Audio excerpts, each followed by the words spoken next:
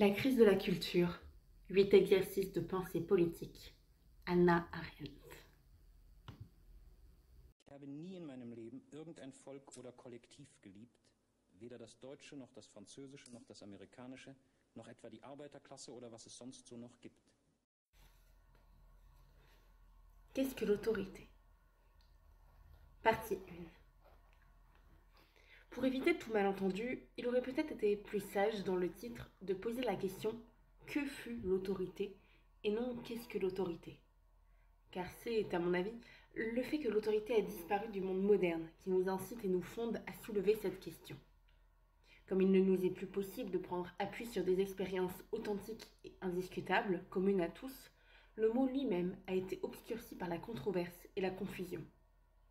Il n'y a plus grand-chose dans la nature de l'autorité qui paraisse évident ou même compréhensible à tout le monde.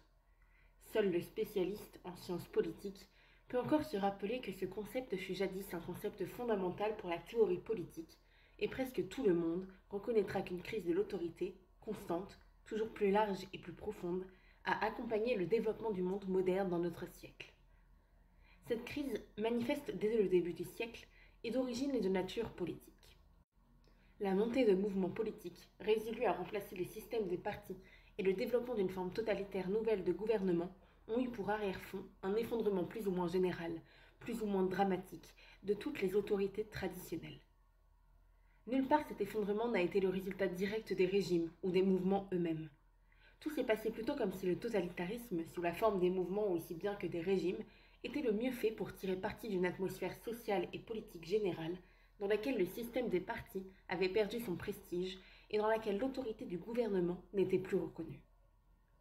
Le symptôme le plus significatif de la crise, et qui indique sa profondeur et son sérieux, est qu'elle a gagné des sphères pré-politiques, comme l'éducation et l'instruction des enfants, où l'autorité au sens le plus large a toujours été acceptée comme une nécessité naturelle, manifestement requise autant par des besoins naturels, la dépendance de l'enfant, que par une nécessité politique.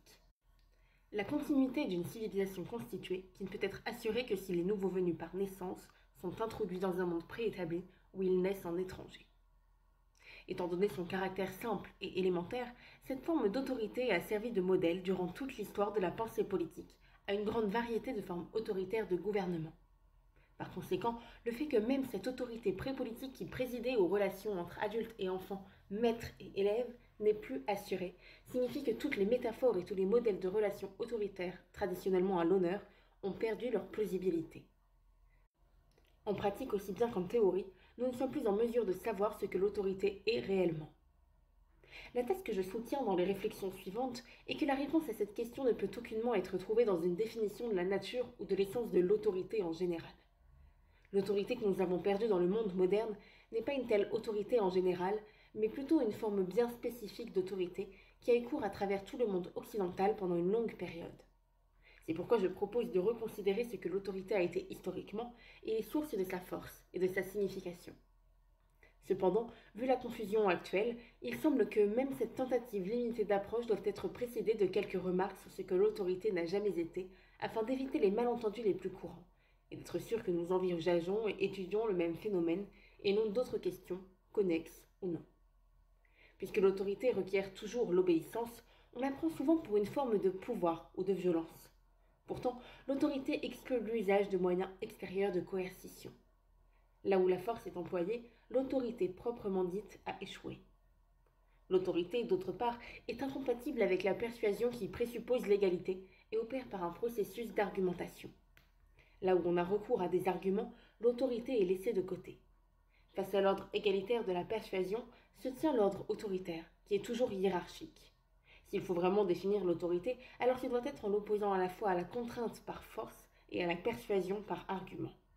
La relation autoritaire entre celui qui commande et celui qui obéit ne repose ni sur une raison commune, ni sur le pouvoir de celui qui commande. Ce qu'ils ont en commun, c'est la hiérarchie elle-même, dont chacun reconnaît la justesse et la légitimité, et où tous deux ont d'avance leur place fixée. Ce point est historiquement important. Un aspect de notre concept de l'autorité est d'origine platonicienne. Et quand Platon commença d'envisager d'introduire l'autorité dans le maniement des affaires publiques de la police, il savait qu'il cherchait une solution de rechange aussi bien à la méthode grecque ordinaire en matière de politique intérieure, qui était la persuasion, qu'à la manière courante de régler les affaires étrangères qui était la force et la violence. Historiquement, nous pouvons dire que la disparition de l'autorité est simplement la phase finale, quoique décisive, d'une évolution qui, pendant des siècles, a sapé principalement la religion et la tradition. De la tradition, de la religion et de l'autorité, dont nous discuterons plus tard les liens, c'est l'autorité qui s'est démontré l'élément le plus stable. Cependant, avec la disparition de l'autorité, le doute général de l'époque moderne a envahi également le domaine politique, où les choses non seulement trouvent une expression plus radicale, mais acquièrent une réalité propre au seul domaine politique.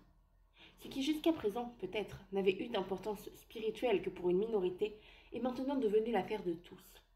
Ce n'est qu'aujourd'hui, pour ainsi dire, après coup, que la disparition de la tradition et celle de la religion sont devenues des événements politiques de premier ordre. Quand je disais que je ne voulais pas discuter de l'autorité en général, mais seulement du concept très spécifique de l'autorité qui a été dominant dans notre histoire, je songeais à des distinctions que nous sommes enclins à négliger quand nous parlons trop rapidement de la crise de notre temps, et que je puis peut-être expliquer plus facilement en recourant aux concepts connexes de tradition et de religion. Ainsi, la disparition indéniable de la tradition dans le monde moderne n'implique pas du tout un oubli du passé, car la tradition et le passé ne sont pas la même chose, contrairement à ce que voudraient nous faire croire ceux qui croient en la tradition d'un côté et ceux qui croient au progrès de l'autre. Et le fait que les premiers déplorent cette disparition, tandis que les derniers s'en félicitent, ne change rien à l'affaire.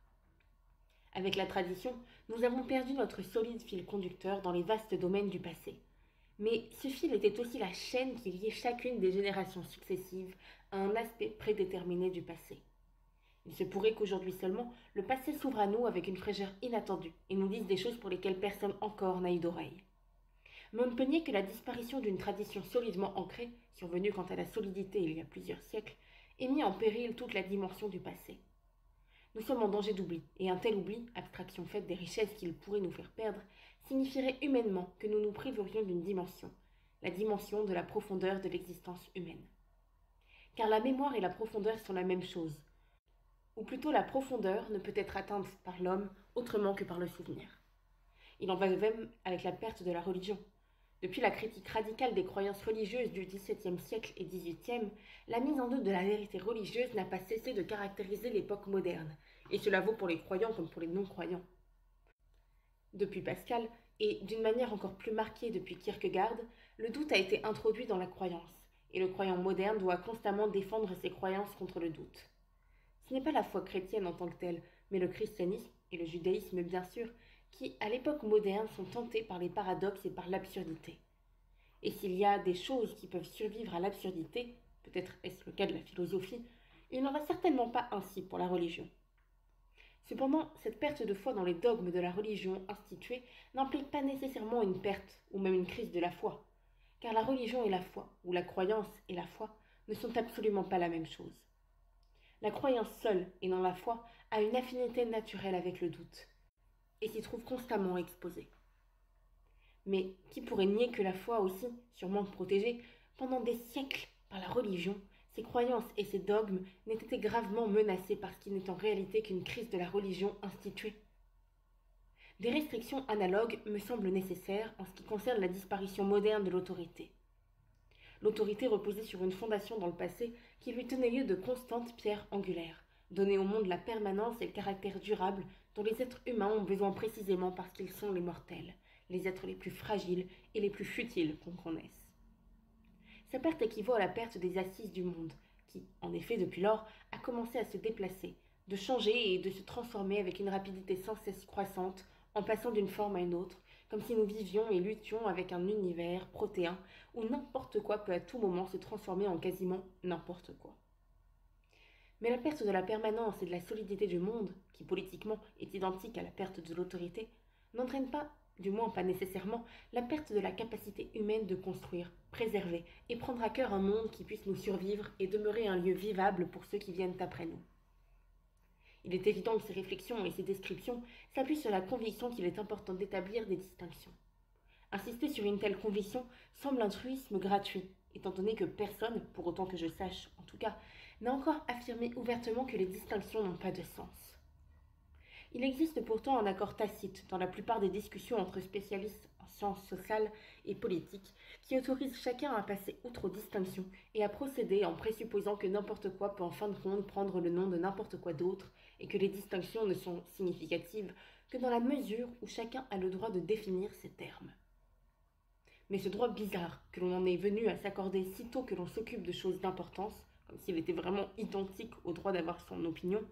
n'indique-t-il pas déjà que des termes comme tyrannie, autorité, totalitarisme ont tout simplement perdu leur signification commune, ou que nous avons cessé de vivre dans un monde commun où les mots que nous avons en commun possèdent un sens indiscutable, de sorte que, pour ne pas nous trouver condamnés à vivre verbalement dans un monde complètement dépourvu de sens, nous nous accordons les uns aux autres le droit de nous retirer dans nos propres mondes de sens et exigeons seulement que chacun d'entre nous demeure cohérent à l'intérieur de sa terminologie privée. Si, dans ces circonstances, nous nous assurons que nous nous comprenons encore les uns les autres, nous ne voulons pas dire par là que nous nous comprenions ensemble un monde commun à nous tous, mais que nous comprenons la cohérence des arguments et du raisonnement, du processus de l'argumentation, sous son aspect purement formel. Quoi qu'il en soit, procéder à partir de l'hypothèse implicite que les distinctions n'ont pas d'importance, ou mieux, que dans le domaine historico-politique, c'est-à-dire dans la sphère des affaires humaines, les choses ne possèdent pas ce caractère distinct que la métaphysique traditionnelle appelait leur altérité, leur alteritas, est devenue la marque d'un grand nombre de théories dans les sciences historiques, politiques et sociales. Parmi ces théories, deux me semblent mériter une mention particulière parce qu'elles touchent au sujet en discussion d'une manière particulièrement significative. La première a rapport aux diverses façons dont les écrivains libéraux et conservateurs depuis le XIXe siècle ont traité du problème de l'autorité et, implicitement, du problème connexe de la liberté dans le domaine de la politique. D'une manière générale, ce fut le propre des théories libérales de partir de l'hypothèse que la constance du progrès dans la direction d'une liberté organisée et assurée est le fait caractéristique de l'histoire moderne, et de considérer toute déviation de ce parcours comme un processus réactionnaire conduisant dans la direction opposée. Cela leur fait négliger les différences de principe entre la restriction de la liberté dans les régimes autoritaires, l'abolition de la liberté politique dans les tyrannies et les dictatures, et l'élimination totale de la spontanéité elle-même, c'est-à-dire de la manifestation la plus générale et la plus élémentaire de la liberté humaine, élimination à laquelle visent seulement les régimes totalitaires au moyen de leurs diverses méthodes de conditionnement. L'écrivain libéral qu'intéresse l'histoire et le progrès de la liberté plutôt que les formes de gouvernement ne voit là que des différences de degrés et méconnaît qu'un gouvernement autoritaire voué à restreindre la liberté reste lié à la liberté qu'il limite dans la mesure où il perdrait sa substance même s'il l'abolissait complètement, c'est-à-dire se transformerait en tyrannie. La même chose vaut pour la distinction entre pouvoir légitime et illégitime qui est le pivot de tout gouvernement autoritaire. L'écrivain libéral tend à n'y porter que peu d'attention car sa conviction est que tout pouvoir corrompt et que la constance du progrès exige une disparition constante du pouvoir, quelle que soit l'origine de celle-ci. Derrière l'identification libérale du totalitarisme à l'autoritarisme et l'inclination concomitante à voir des tendances totalitaires dans toute limitation autoritaire de la liberté, se trouve une confusion plus ancienne de l'autorité avec la tyrannie et du pouvoir légitime avec la violence. La différence entre la tyrannie et le gouvernement autoritaire a toujours été que le tyran gouverne conformément à sa volonté et à son intérêt, tandis que même le plus draconien des gouvernements autoritaires est lié par des lois. Ces actes sont contrôlés par un code dont l'auteur ne fut pas un homme, comme dans le cas de la loi, de la nature, des commandements de Dieu ou des idées platoniciennes, ou du moins aucun des hommes qui sont effectivement au pouvoir. La source de l'autorité dans un gouvernement autoritaire est toujours une force extérieure et supérieure au pouvoir qui est le sien.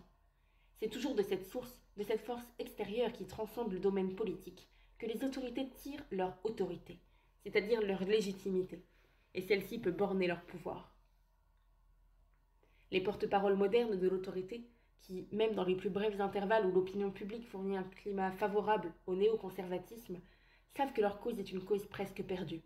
ne manquent évidemment pas de souligner cette distinction entre la tyrannie et l'autorité. Là où l'écrivain libéral voit la certitude essentielle d'un progrès dans la direction de la liberté qui n'est que temporairement interrompu par d'obscures forces du passé, le conservateur voit un processus de ruine qui a commencé avec l'amenuisement de l'autorité, de telle sorte que la liberté, après avoir perdu les limites qui, en la restreignant, protégeaient ses frontières, se trouve sans appui et sans armes, vouée à la destruction. Il n'est pas juste de dire que la pensée politique libérale est la seule qui se soucie primordialement de la liberté. Il n'y a pour ainsi dire pas d'école de pensée politique dans notre histoire qui ne gravite autour de l'idée de liberté, si largement que puisse varier le concept de liberté selon les auteurs et les circonstances politiques. La seule exception de quelque importance me paraît être la philosophie politique de Thomas Hobbes, qui, bien sûr, n'était rien moins que conservateur. La tyrannie et le totalitarisme sont de nouveau identifiés, à cela près que le gouvernement totalitaire, s'il n'est pas directement identifié à la démocratie, est maintenant considéré comme son presque inévitable résultat, c'est-à-dire comme le résultat de la disparition de toutes les autorités traditionnellement reconnues. Pourtant, les différences entre la tyrannie et la dictature d'un côté et la domination totalitaire de l'autre ne sont pas moins distinctes que celles qui existent entre l'autoritarisme et le totalitarisme.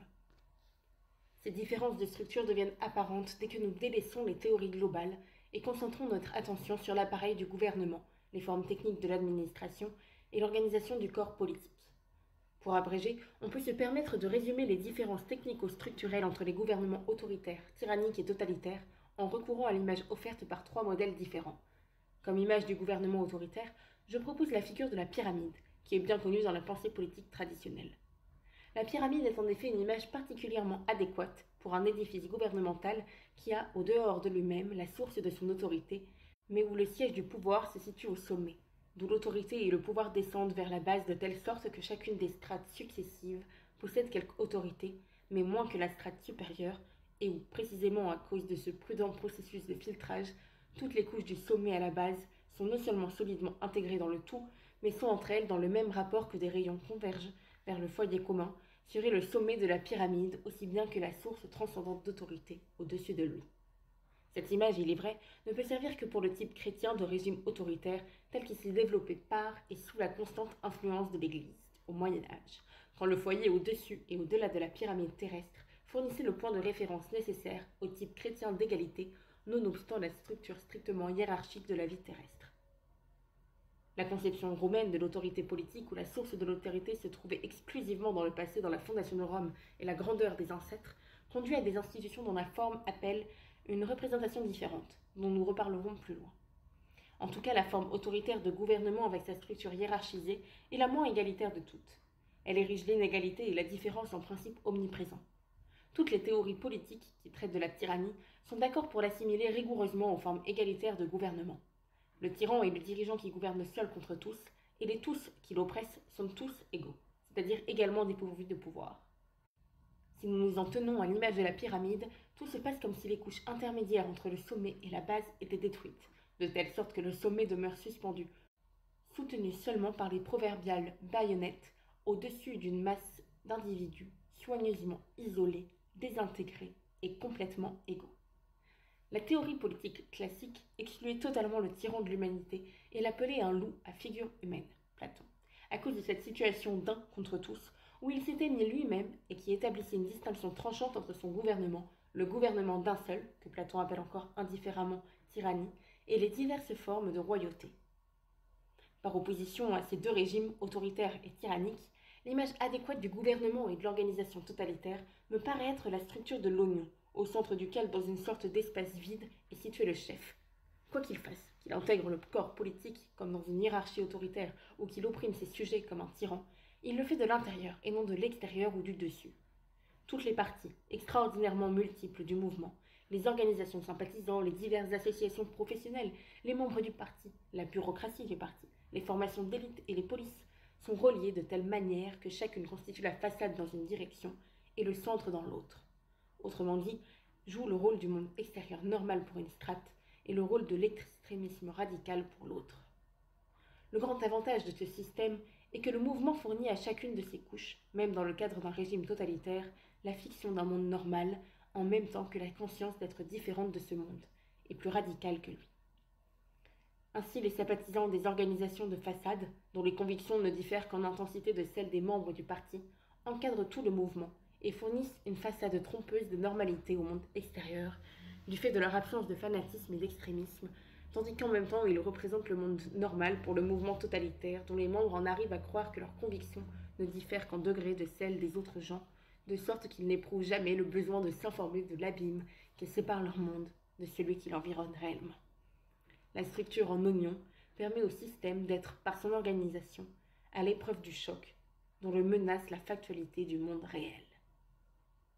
Cependant, bien que le libéralisme comme le conservatisme révèlent leur insuffisance dès qu'on tente d'appliquer leur théorie à des formes et institutions politiques effectivement existantes, il n'y a guère de doute que leur affirmation globale comporte un haut degré de plausibilité. Le libéralisme, nous l'avons vu, prend la mesure d'un processus par lequel régresse la liberté, tandis que le conservatisme prend la mesure d'un processus d'une régression croissante de l'autorité. Tous deux nomment totalitarisme le résultat final qu'ils y attendent, et voient des tendances totalitaires partout où se manifeste l'un ou l'autre de ces processus. Sans aucun doute, tous deux peuvent produire des pièces excellentes pour justifier leurs conclusions. Qui pourrait nier les graves menaces de toute origine auxquelles la liberté n'a cessé d'être exposée depuis le début du siècle et la montée de toutes sortes de tyrannies, au moins depuis la fin de la Première Guerre mondiale? Qui peut nier, d'autre part, que la disparition pratiquement de toutes les autorités traditionnellement établies ait été une des caractéristiques les plus spectaculaires du monde moderne? Il suffit, semble-t-il, de fixer son regard sur l'un des deux phénomènes pour justifier une théorie du progrès ou une théorie de la catastrophe selon son goût ou, comme on dit, selon son échelle de valeur. Si nous considérons d'un œil impartial les affirmations antagonistes des conservateurs et des libéraux, nous pouvons voir facilement que la vérité est également partagée entre eux, et que nous sommes, en fait, confrontés à une régression simultanée de la liberté et de l'autorité dans le monde moderne. En ce qui concerne ce double processus, on peut même dire que les nombreuses oscillations de l'opinion publique, qui pendant plus de 150 ans a balancé à intervalles réguliers d'un extrême à l'autre, d'une humeur libérale à une humeur conservatrice, pour revenir de nouveau à une humeur plus libérale, tantôt s'efforçant de réinstaller l'autorité et tantôt de réinstaller la liberté, ont eu pour seul résultat de saper davantage les deux, de mélanger les questions, d'effacer la ligne de démarcation entre l'autorité et la liberté, et finalement de détruire la signification politique des deux.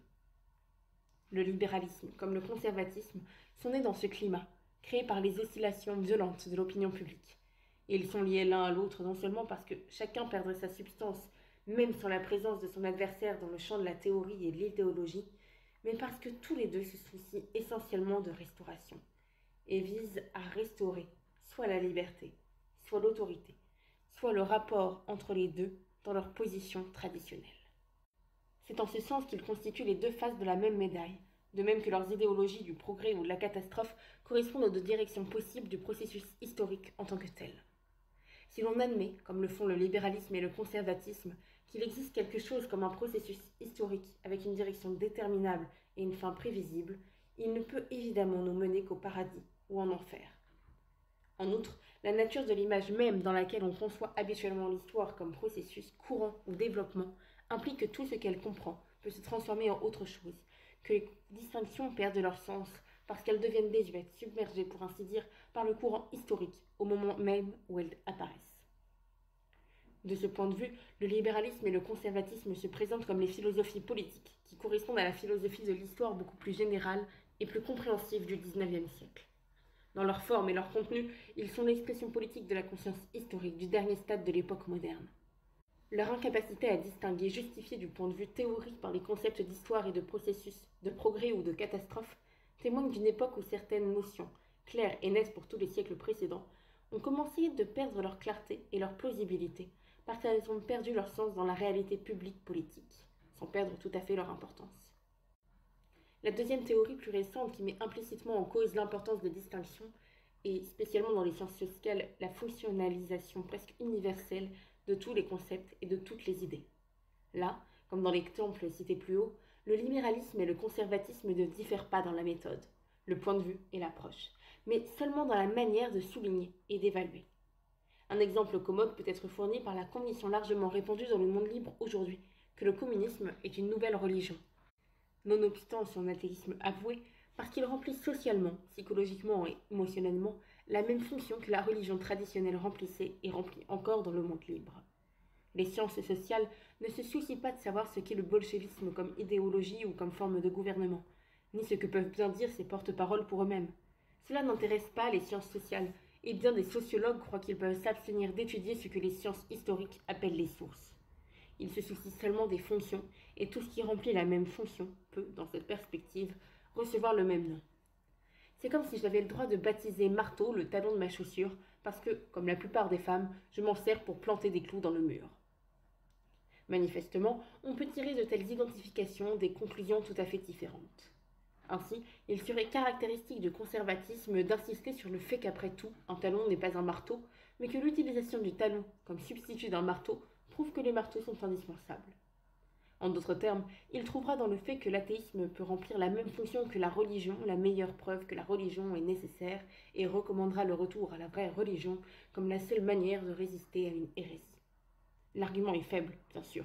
Si c'est seulement un problème de fonction, si la question est seulement de savoir comment marche une chose, les fidèles d'une fausse religion ne sont pas moins fondés à utiliser la leur que je le suis à utiliser mon talent, qui ne marche pas si mal que cela non plus. Les libéraux, au contraire, considèrent les mêmes phénomènes comme une trahison grave de la laïcité, et croient que seule la vraie laïcité peut nous guérir de l'influence pernicieuse de la religion, vraie ou fausse, sur la politique. Mais ces exhortations antagonistes adressées à la société libre à revenir à la vraie religion et à devenir plus religieuse ou à nous débarrasser nous-mêmes de la religion instituée, en particulier du catholicisme romain et de son défi constant à la laïcité, cachent mal l'accord des adversaires sur un point, que tout ce qui remplit la fonction d'une religion est une religion. On se sert fréquemment du même argument en ce qui concerne l'autorité. Si la violence remplit la même fonction que l'autorité, à savoir faire obéir les gens, alors la violence est l'autorité. Là, nous retrouvons ceux qui conseillent un retour à l'autorité parce qu'ils pensent que seule la réintroduction du rapport ordre-obéissance